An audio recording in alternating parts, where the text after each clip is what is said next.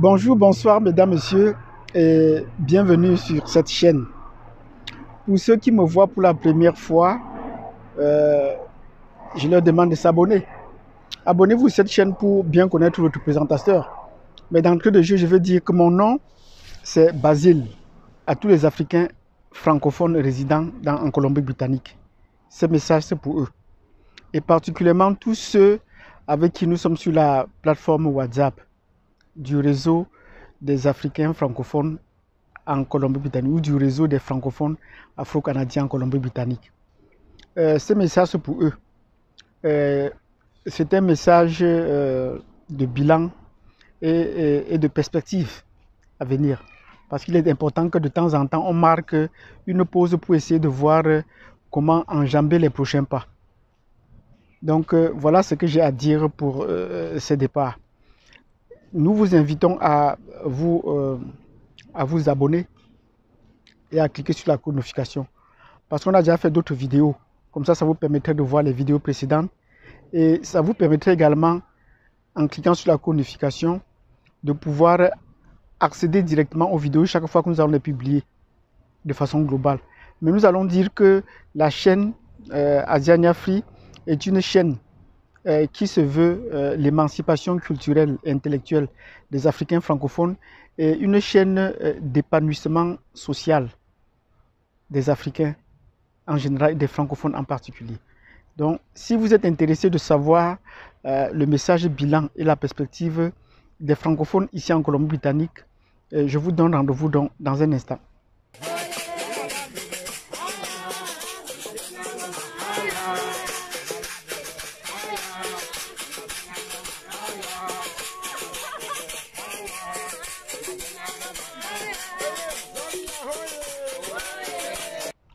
Bienvenue donc à cette chaîne Asiania African. Sur cette chaîne aujourd'hui, nous allons adresser un message aux francophones qui habitent la Colombie-Britannique, les francophones africains qui habitent la Colombie-Britannique, et particulièrement ceux avec qui nous partageons la plateforme WhatsApp. Nous adressons également un bonjour particulier à tous nos abonnés de la plateforme YouTube. Nous allons faire un bilan. Ça fait bientôt 2 ans que nous sommes sur la plateforme WhatsApp. Et on doit se féliciter du fait que bien de gens sont restés déjà sur la plateforme WhatsApp. Bien des gens ont compris la nécessité d'être ensemble déjà. Donc d'être participatif. Même si on est pas actif. Mais il y a quand même des gens qui sont démarqués à vouloir être plus actifs. Ça veut dire à faire des publications, à poser des questions et d'autres à répondre aux questions. Et ça, c'est déjà très intéressant. Donc, il faudrait que nous apprenions à partager les informations que nous en avons. Et c'est lorsque vous partagez les informations que vous en recevez. Pourquoi est-ce que je fais cela? Il faut qu'on revienne sur une question là, parce que des gens parfois me posent des questions. Pourquoi est-ce que tu fais cela? Quel est ton intérêt de faire cela? En créant cette plateforme, c'était vraiment dans un but désintéressé. Je le dis jusqu'à présent, dans un but désintéressé. Moi, j'ai seulement peut-être le don, ou j'ai seulement le charisme, ou peut-être de pouvoir construire des communautés et de pouvoir rassembler des gens. C'est ce qui fait mon plaisir. Je veux dire, c'est mon hobby.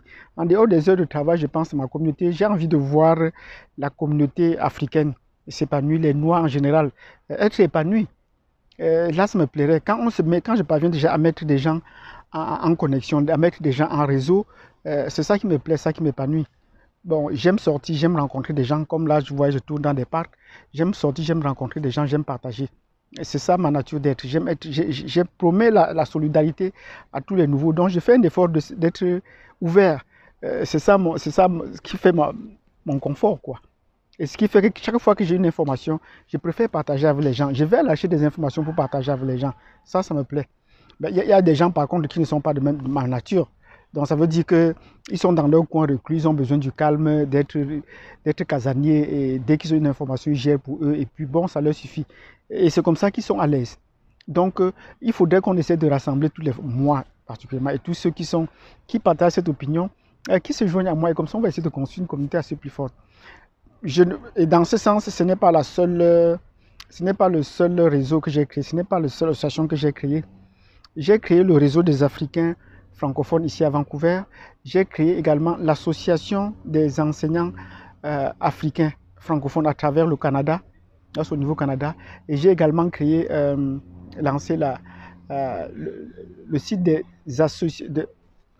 le site des universitaires francophones à travers le Canada.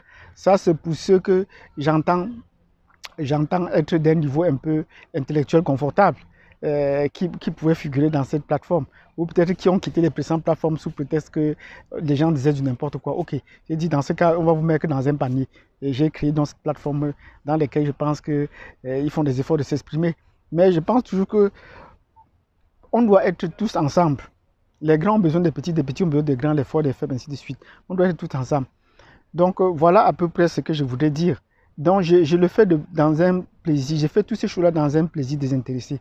Et c'est pour cela que chaque fois que j'ai une information, je viens mettre sur la plateforme, je vous le dis. Mais rassurez-vous, je ne suis pas le seul qui ait cette information. Même si dans la majorité des cas, on se rend compte que les Africains ignorent beaucoup d'informations. Mais c'est aussi dû au fait que certains d'entre nous, quand ils ont une information, ils ne veulent pas la partager. Ou peut-être qu'ils hésitent, ou peut-être que c'est par peur, ou c'est peut-être par curiosité, ou peut-être, je ne sais pas comment qualifier cela, ben, eux-mêmes ils le savent. Je vais prendre pour cela le cas de l'assurance juridique, de la protection juridique. Protégez-vous. Je l'ai déjà fait plusieurs vidéos en ce sens, protégez-vous. Je ne suis pas le seul à avoir cette assurance-là. En parlant aux gens, en faisant, et en publiant sur les différentes plateformes, en parlant même individuellement aux gens, je me suis rendu compte que certains Africains avaient déjà cette protection juridique. Certains Africains avaient cette protection juridique, et ça depuis des années. Et qui avaient l'occasion de pouvoir en parler. Ben, ils n'ont pas eu ce temps de parler, ils n'ont pas eu ce temps de partager. Bon, ça c'est leur droit. Donc, j'essaie de comprendre ça. Mais quand j'ai vu ça, j'ai dit, ben tiens, donc certains gens étaient déjà là. Bon, ça fait partie de la nature. Nous devons participer, nous devons être comme ça, ainsi de suite. Donc, il y a certains Africains qui, sans moi, ou avant moi, ont pris leur protection juridique. Ça veut dire que si vous leur parlez mal, ils savent comment s'en prendre déjà pour avoir leur protection juridique. J'ai publié tout récemment une vidéo avec Jean-Pierre. Faites comme nous, prenez une protection juridique. Là, ça vous évite d'être entré en confrontation. Parce que là, on vous forme de comment, quelles sont les attitudes que vous allez avoir quand la police vous interpelle. Quelle attitude devez-vous avoir? Et on vous dit également, quand vous êtes dans une situation d'altercation avec quelqu'un d'autre, avec un membre civil, quels sont les éléments qu'il faut recueillir, dont on aura besoin? Mais vous ne pouvez pas rester comme ça et le savoir, non. C'est lorsque vous êtes engagé qu'on va vous donner les informations. Donc, j'ai apporté cette information sur la plateforme pour qu'on en partage. Bon, il y a certains qui sont hésitants. Mais quand cela ne tient, il y a certains gens qui ont été très contents. Ils m'ont appelé, m'ont dit que ça c'est bien, c'est important ce que tu dis, ce que tu fais. Comment est-ce qu'on peut faire pour l'avoir? Et je les ai accompagnés pour prendre cette assurance juridique, pour prendre cette importation. Et ils étaient très contents de savoir qu'ils ont à leur disposition un avocat. Et je salue encore une fois de plus Jean-Pierre et bien d'autres personnes qui ont pris. Mais de façon globale, nous allons dire que très peu de gens ont été réticents de prendre cette assurance. Pourquoi? Je me dis que parce qu'ils pensent que c'est moi. Je ne suis pas juriste. Je n'ai jamais fait les études en droit. Je ne suis pas juriste. Mais c'est que, en cherchant comment légaliser ces réseaux des francophones, je suis passé par, il fallait que je trouve les juristes, les avocats. Comment faire pour rencontrer un avocat? Il faut combien pour... C'est en cherchant ce processus que je suis tombé donc sur prendre une assurance juridique de façon personnelle d'abord. Voilà comment j'ai pris cette information de façon personnelle. Et c'est parce que c'est des membres de groupe qui m'appellent, me disent, est-ce que tu sais que ça existe? Et dit, ben tiens, je cherchais sans le trouver. Voilà comment. Et je me suis dit, on dit père. Mais aujourd'hui, je ne veux pas parler plus de l'assurance. Ce n'est pas de ça qu'il voulait parler. Je voulais parler de l'attitude que nous avons, les attitudes que nous avons, nous les Africains, et particulièrement nous les francophones, à vouloir toujours poser des questions sur des choses qu'on ne peut pas, qu'on n'est pas prêt à passer à l'action. Dès qu'on vous dit de passer à l'action, vous revenez sur les présents, sur les théories. Vous ne connaissez pas quelque chose. Si on vous le dit, il est intéressant que vous agissiez. Si vous n'êtes pas d'accord, vous pouvez revenir en arrière. C'est ça que je voudrais dire ici dans cette vidéo. Donc, chers frères, soyons un peu actifs. Soyons proactifs. Il y a des choses qu'on vous cache et dès qu'un frère vous amène ça sur la plateforme, vous doutez. Il se pourrait que peut-être, à moins que je me trompe, que nous attendions toujours que c'est les autres qui nous le disent. Quand vous arrivez au Canada, le gouvernement vous dit, le système vous dit que prenez une assurance maladie, si vous achetez une voiture, prenez une assurance, ainsi de suite. Mais des choses qu'on ne vous dit pas, si un frère vous apporte, ben, vous n'avez pas à douter. Je suis traçable. Je veux dire que si vous mettez mon nom quelque part là et vous demandez, c'est pas à cacher. Même si vous tapez sur Internet, vous allez le trouver. Donc, chers frères africains, faisons un effort d'être actifs. Disons pas tout qu'on va attendre quand le problème va surgir avant qu'on va faire ceci ou qu'on va faire cela. Soyons un peu d'un esprit ouvert. Et ceci participe de notre hésitation à pouvoir s'intégrer dans le système. On ne parvient pas à s'intégrer dans le système.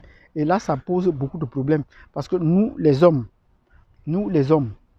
on a de la peine à comprendre le nouveau rôle qui nous est assigné. Surtout nous, les hommes africains, nous, les hommes noirs, on a de la peine à comprendre le système dans lequel nous sommes intégrés. Et par conséquent, on commence à avoir peur de tout. J'ai également eu un client un membre, frère, qui m'a appelé pour me dire, quand je lui ai donné mon contact pour prendre cette protection juridique, il a préféré passer par-dessus moi, il va lui dire que allez appeler la compagnie pour savoir, pour poser des questions. Et la compagnie lui a dit non, ils ne font pas cela. Mais comment vous voulez bénéficier des conseils d'une structure alors que vous n'êtes pas déjà abonné? C'est ça. Les informations, vous savez que nous sommes dans une société où les informations se payent. Si vous avez besoin des questions, si vous avez une situation particulière à laquelle vous voulez qu'on travaille, prenez d'abord le service et maintenant vous avez la latitude de poser des questions, on va vous répondre. Il m'a dit qu'on ne peut pas alors que la société pouvait faire ça. Mais juste parce qu'il n'est pas abonné. Tant que vous ne prenez pas déjà, vous ne vous abonnez pas, vous ne prenez pas un lien, on ne pourra pas répondre à votre question. On va vous dire non, non, ça on ne fait pas. Ok. Là, vous laissez, on attend que vous vous abonniez d'abord. Donc, c'est ce que je voudrais dire. On ne donne pas les informations ici comme ça. Sinon, quel sera le rôle des intermédiaires ou des courtiers d'assurance? Non. Ça, c'est la première des choses. Une deuxième des choses, c'est que nous nous mettons à critiquer sans comprendre les fondements. Le système francophone ou le système français tel qu'ils sont venus nous enseigner, ils nous ont appris à pouvoir critiquer d'entrée de jeu tout ce qu'on a, à pouvoir le questionner. Ils ne sont pas dans l'action. Et ça, cette façon de critiquer a eu pour conséquence de ralentir notre façon d'entreprise, notre façon d'agir. C'est-à-dire, dès qu'on vous parle de quelque chose, au lieu de chercher à comprendre dans le sens d'exécuter, vous mettez d'abord à questionner ce pourquoi, est-ce que c'est en quoi, ainsi de suite. Vous voyez dans la province du Québec, ce sont des francophones, mais ils fonctionnent comme des anglo-saxons. Ça veut dire qu'ils partent sur la base du pragmatisme. Et ils ont un proverbe qui dit bien, on apprend sur la base de nos fautes. Donc tu lui dis quelque chose, il le fait d'abord, et à partir de là, il tire toutes les conséquences. Ça, c'est important à savoir. Il tire toutes les conséquences. Mais ici, on vous dit quelque chose, vous ne connaissez pas, mais au lieu d'agir pour tirer les conséquences et d'apprendre par vous-même, vous vous mettez maintenant à poser des questions avant le temps. Vous ne pourrez pas avoir toutes les réponses. Donc, c'est important, chers frères et sœurs, qu'on essaie de changer notre attitude pour comprendre le système. Tant qu'on ne change pas les attitudes, on ne pourra pas apprendre. Observons que de chercher à vouloir trop questionner. Les anglo-saxons ne sont pas dans cette dynamique-là. Donc, nous, les francophones, nous devons faire un effort de pouvoir agir. Soyons dans l'action. Soyons dans l'entreprise, comme ici au Canada ou en Amérique du Nord. Il faut qu'on soit dans l'entreprise. Donc, on vous dit qu'il y a quelque chose, prenez-le et vous allez voir si cela vous sied ou pas. Si cela ne vous plaît pas, si cela ne vous arrange pas par la suite, vous appelez le service de la clientèle et immédiatement vous arrêtez. Immédiatement vous arrêtez. Donc, c'est comme ça que ça se passe ici. Faisons des efforts de vérifier nous-mêmes, de protéger nos données, de protéger nos informations ou de renoncer à ce qui ne nous arrange pas. Il y a des services. Vous êtes en insécurité. On enseigne aux enfants ici. Vous êtes en insécurité. La première chose, c'est d'appeler le 911. Tout le monde le sait. Donc, chaque service ici, au public, a un bureau pour la clientèle. Même quand vous allez à l'épicerie, un bureau pour... Vous achetez que vous n'êtes pas d'accord, vous revenez. Donc, chers frères et sœurs, je vous invite à passer à l'action. Et vous allez questionner le service à la clientèle sur la base de ce que vous avez vécu. Sinon, si vous restez en dehors et vous les questionnez, ils ne vous donneront pas toutes les réponses. Voilà ce que j'avais à dire. C'est très important. Bon, maintenant, comment allons-nous vivre les prochains jours? comme avec le confinement, on ne parvient plus à se mouvoir. Déjà, avant le confinement, on ne bougeait pas déjà assez, on ne se rencontrait pas assez.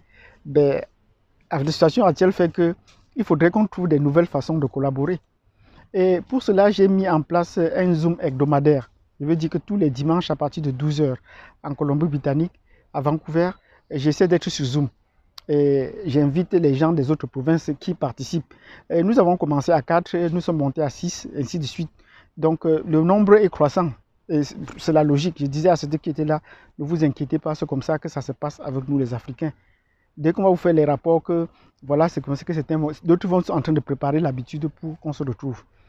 Si vous voulez également qu'on fasse ces zooms là 2 fois par semaine, 3 fois par semaine, ou si les heures ne vous conviennent pas, faites-nous des suggestions et on va essayer de voir comment est-ce qu'on peut modifier et ajuster notre emploi de temps. Donc, merci de m'avoir suivi. Voilà c'est à quoi je vous attends.